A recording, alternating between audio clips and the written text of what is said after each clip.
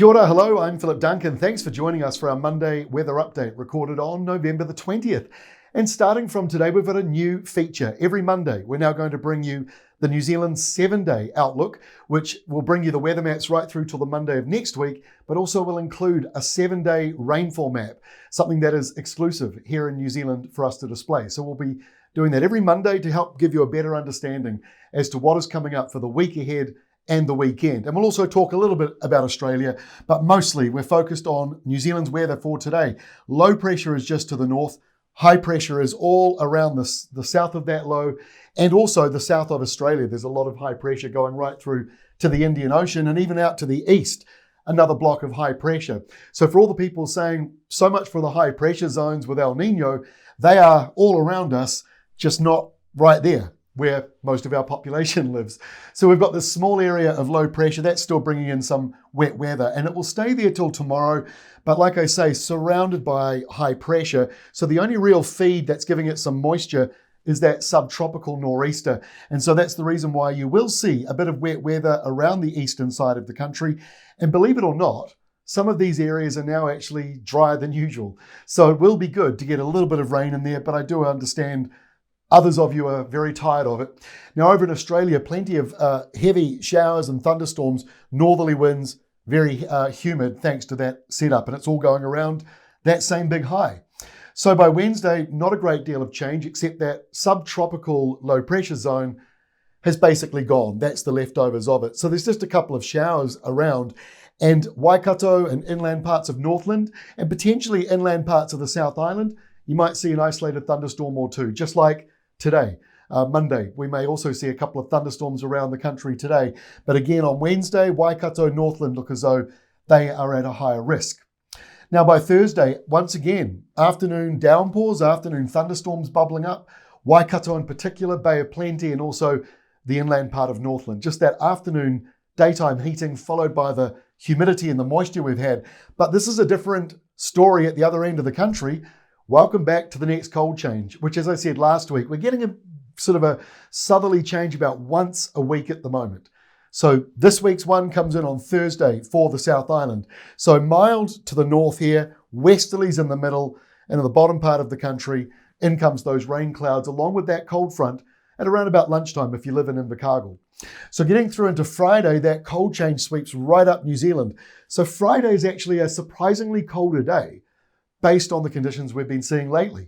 So temperatures are well down. Places like Napier, only 13 degrees on Friday. So it'll be a much cooler day right over New Zealand, but the best weather on the west coast, which again is not really like El Nino. Normally it is the opposite way around. But the reason why we're getting this and the reason why we've been seeing rain lately, these high pressure zones from Australia have gone a long way south.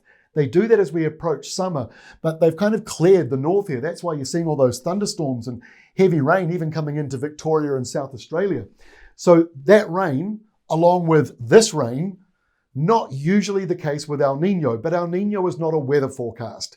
It's kind of a personality. It says over the months ahead, we're likely to see more of this.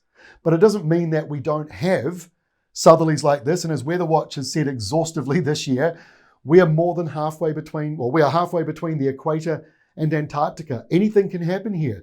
We don't get caught up in the same El Nino, La Nina conversations that, say, NIWA have in the mainstream media that are very kind of simple in the way they discuss it. So having a setup like this is unusual, but it's also part of November and part of our location here on Earth. So that remains with us on Friday and Saturday. It is certainly unusual for an El Nino November to be getting so many of these lows. But then as we've said this year, we have a broken El Nino pattern, which is a good thing for New Zealand. It's not a bad thing. It means that drought is less likely. It's harder to form if we keep getting systems like this coming through. And believe me, the Australians are very grateful for the rain that's falling at the moment. We don't want to be in that position. So hopefully a bit of wet weather is actually healthy for us.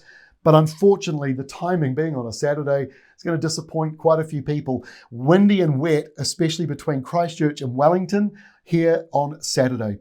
By Sunday, that low falls apart. There's still plenty of low pressure in the southeastern corner of Australia. And the high pressure zone, normally at this time of the year with El Nino, should be sort of about here, making it dry for Australia and keeping it dry for us. But this placement means downpours here, low pressure to the east of New Zealand. And so 1 week from now, in our new 7-day outlook every Monday, you see we're back to the usual, back to the westerlies, high pressure over here. There is still low pressure around Australia, and that may well be a theme throughout their summer. Again, breaking the El Nino pattern. You heard it here first. So southwesterlies, high pressure to the north, typical sort of drier westerly flow kicking off next week. So let's break down the rainfall for the next 7 days ahead. Most of the heavy rain is actually around this eastern side. Now this could move around a bit because of that high to the south and the low to the north. This might move up and down, maybe up a little more. So anywhere from about Gisborne down to Christchurch, you've got a chance of getting up to 80 to 100 millimetres in this zone here. Now the bits in purple are only narrow. So that means it's isolated, it's not widespread that everyone's got 100 millimetres.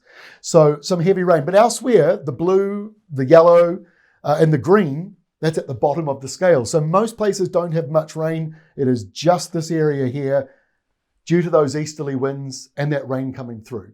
So there will be some places that get relief in the next week, but there'll be others that are still really wanting more rain to come through. And with some warmer weather in the mix, that'll be perfect. That is all from me for today. Back again tomorrow with our usual update and, of course, our Pacific-wide 7-day update. That's out every Tuesday. We'll see you tomorrow.